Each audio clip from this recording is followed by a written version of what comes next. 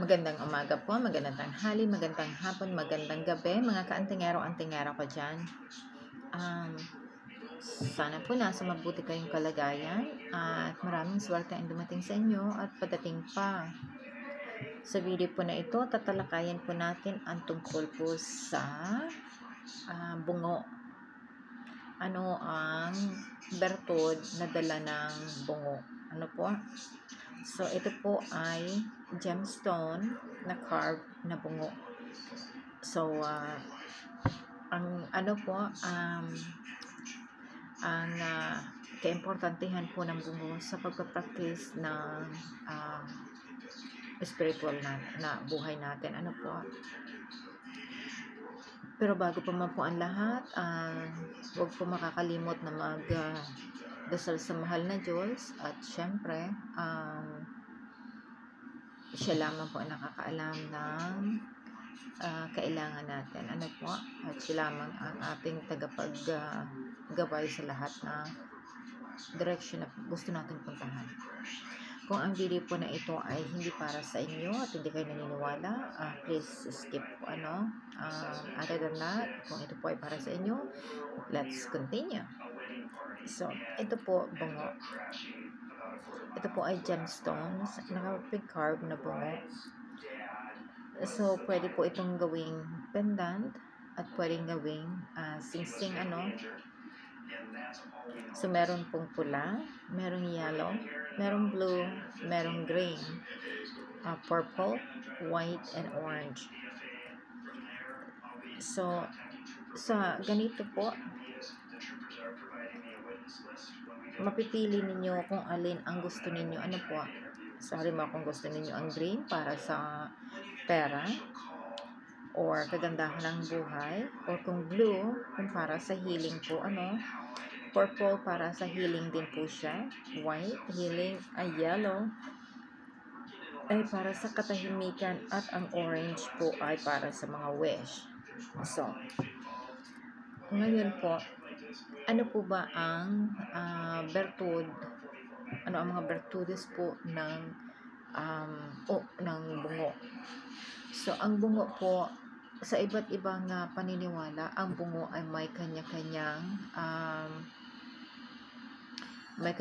pong power. Ano po? Ang iba sinasabing pang-curse or pang-sumpa. Ang iba ay sinasabi na pang-mantra. Ang iba naman ay sinasabing pang-suwerte. At ang iba naman ay sinasabing pang-utos. So, minsan po, depende kung sa practice or sa paniniwala po ang pwede natin gamitan ito. So, tulad po, halimbawa sa akin, ang gagamitin ko lang po dito ay ang green, kasi gusto ko, kaginhawahan ng buhay lagi. Sino po pa ang aayos sa kaginhawahan ng buhay? Syempre, lahat tayo, di ba? So, primero na pong pipiliin ko yung green. So, nakita ninyo dito ay yung Tapos, so natural sa healing po. So, kung pipiliin niyo po ang lahat na ito, ay maganda po kasi bali parang isang isang package. So, maganda po ito. Halimbawa, kung gagamitin ito sa pangontra, ito po ay isang napakamabisa, dahilan lang po sa unang-una sa hitsura niya, na dahil siya sa bungo. Kung makikita, ayan po. So, maliit lang po siya, ayan. Pero makikita ninyo na bungo siya, So, yan po ang itsura niya.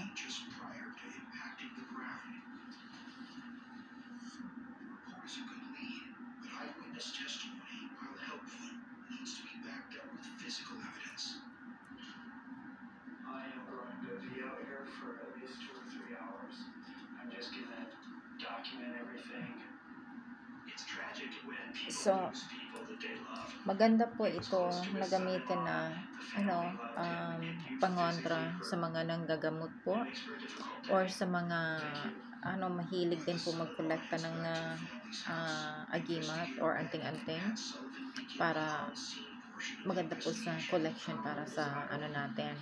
Kasi kung marami po tayong collection, at least kahit papaano, kung yung isa nakalimutan nating pakainin, yung isa gagana. So, kasi hindi lahat po na kahit halimbawa sinasabi natin pangkalahatan, may weakness din po yan. Lagi na po may weakness niya kahit kahit alin po may weakness. So, kaya yung weakness natin na halimbawa weakness ng daladala natin, maganda po na samahan siya ng another gamot. So maganda rin po ito, napakaganda po ito ayon po sa nasubukan ko.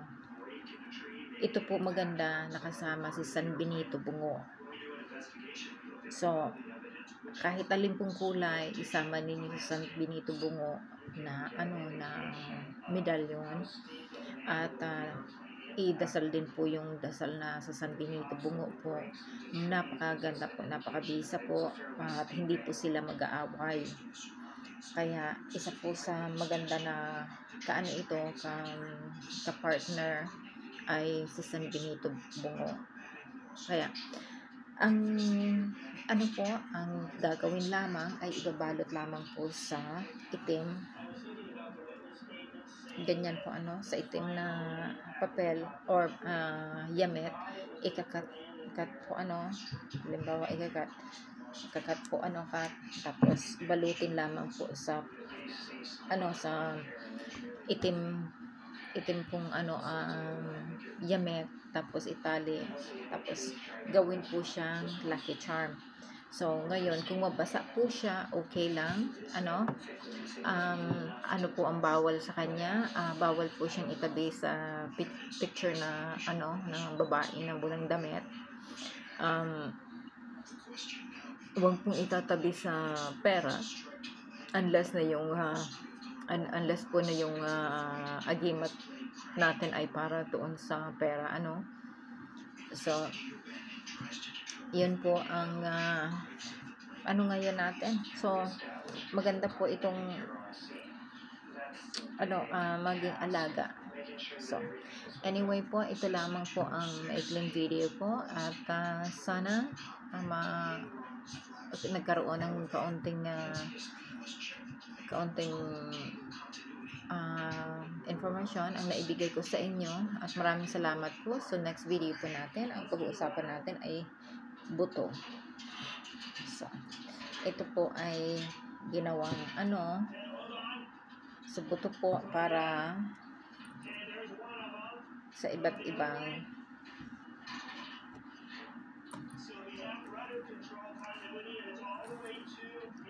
buto po next time pag-uusapan natin. Bye po.